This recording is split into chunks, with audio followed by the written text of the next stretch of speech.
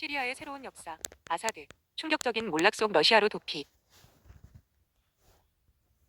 시리아 반군은 일요일에 다마스쿠스를 점령했고 장기 집권한 바샤르 알 아사드 대통령은 13년간의 전쟁 끝에 정권이 무너지면서 전쟁으로 상흔이 남은 나라를 떠나 도피했습니다. 아사드와 그의 가족이 러시아에 도착하여 인도적 이유로 망명을 허가받았다고 러시아 통신사가 일요일에 크렘린 소식통을 인용해 보도했습니다. 한때 알카에다 계열이었던 이슬람주의 운동인 하야트 타흐리르 알샴이 이끄는 반군은 국영 TV에서 성명을 통해 시리아가 폭군 아사드로부터 자유롭다고 선언했습니다. 반군연합은 2,300만 명이 넘는 인구를 가진 고대 국가를 통치할 행정권을 가진 과도 정부로 권력 이양을 완료하기 위해 노력하고 있다고 밝혔습니다. 위대한 시리아 혁명은 아사드 정권을 정복하기 위한 투쟁 단계에서 국민의 희생에 걸맞은 시리아를 함께 건설하기 위한 투쟁 단계로 옮겨갔습니다. 라고 성명에서 덧붙였습니다. 백악관은 조 바이든 대통령이 시리아의 사건을 감시하고 있다고 밝혔습니다. 도널드 트럼프 대통령 당선자는 미국이 개입해서는 안 된다고 말했습니다. 아사드의 축출로 거의 25년간의 그의 엄격한 통치가 끝나고 시리아는 반세기 동안 나라를 잔혹하게 통치해온 가문 왕조로부터 해방되었으며 이미 전쟁과 정치적 불확실성으로 넘쳐나고 있던 중동 지역에 새로운 혼란이 불어넣어졌습니다. 아사드의 몰락은 또한 21세기 가장 치명적인 내전 중 하나에서 가장 놀라운 최근의 전개를 나타낸다. 이 전쟁은 2011년 아랍의 봄, 친민주주의 시위 중에 시작되어 이집트 호스니 무바라크 대통령과 리비아 지도자 무아마르 카다피의 몰락으로 빠르게 이어졌다. 아사드는 자신의 잔혹한 전략과 러시아의 지원에 힘입어 지금까지 버텼습니다. 이 순간을 살고 있다는 게 믿겨지지 않아요. 다마스쿠스 주민 아메르 바타가 AFP에 말했다. 우리는 이 날을 오랫동안 기다려왔습니다. 우리는 시리아의 새로운 역사를 시작하고 있습니다. 바이든, 미군, 아이서스를 표적으로 시리아에서 정밀 타격 개시.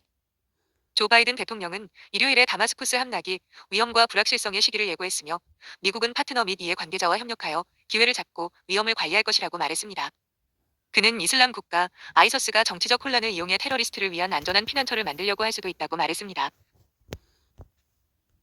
우리는 그런 일이 일어나도록 내버려 두지 않을 것입니다. 바이든이 말했다. 그는 미국군이 일요일에 시리아 내에서 아이서스 캠프와 아이서스 요원을 표적으로 삼아 12차례의 정밀 공격을 실시했다고 말했다. 그는 미국이 유엔이 주도하는 과정을 포함해 모든 시리아 단체와 협력해 독립적이고 주권적인 시리아로의 전환을 이룰 것이라고 말했습니다. 2012년 시리아에서 실종된 미국인 오스틴 타이스. 아사드 정권의 붕괴는 10년 이상 시리아에서 실종된 미국 언론인 오스틴 타이스의 가족이 주의 깊게 지켜보고 있다. 현재 43세인 타이스는 전 미국 해병대원으로 조지타운 로스쿨에서 마지막 학년을 앞두고 시리아에서 프리랜서 저널리스트로 일하던 중 2012년에 실종되었습니다. 그 이후로 소식이 없습니다. 실종된 지 한 달 후 공개된 영상에는 무장한 남자들이 언덕으로 인도하면서 눈을 가리고 떨고 있는 모습이 담겨 있습니다. 인권감시단과 미국 관리들에 따르면 아사드 정권은 내전 중에 반군과 자국민을 상대로 화학무기를 반복적으로 사용했다고 합니다. 시리아는 재고를 파괴했다고 말하지만 탄약이 그대로 남아있다면 누가 통제권을 얻을지는 불분명합니다. 시리아 화학무기 위반 문서화 센터의 니달 시카니 사무총장은 그의 기관이 시리아군이 화학무기를 262회 사용해 3,423명의 민간인을 사망시키고 약 14,000명의 민간인을 부상시킨 사실을 기록했다고 보고했습니다. 시카니는 화학무기는 시리아인들의 삶을 지옥으로 만들었습니다라고 말했습니다. 다니엘 샤피로 국방부 중동 부차관보는 일요일 미국이 아이서스의 재등장을 막기 위해 필요한 조치를 취할 것이라고 말했습니다. 아이서스는 2019년에 미국과 연합군에 의해 사실상 축출되기 전까지 시리아에서 거점을 확보했습니다. 트럼프, 미국은 시리아 혼란에 개입하지 말아야 한다고 주장. 트럼프는 X와 자신의 소셜 미디어 플랫폼에 올린 게시물에서 미국은 시리아 내전과 아무런 상관이 없어야 한다고 말했습니다. 이건 우리의 싸움이 아닙니다. 그는 이렇게 썼습니다. 그냥 냅두세요. 개입하지 마세요. 트럼프는 나중에 그 게시물에 이어서 아사드가 러시아가 더 이상 그를 보호하려 하지 않아서 시리아에서 도망쳤다고 말했습니다. 그는 러시아가 우크라이나에서의 전쟁 때문에 모든 관심을 잃었다고 말했습니다. 그는 아사드는 사라졌다고 썼다. 아사드는 강력한 군사 독재자였던 아버지 하페즈로부터 시리아의 지도력을 물려받았습니다.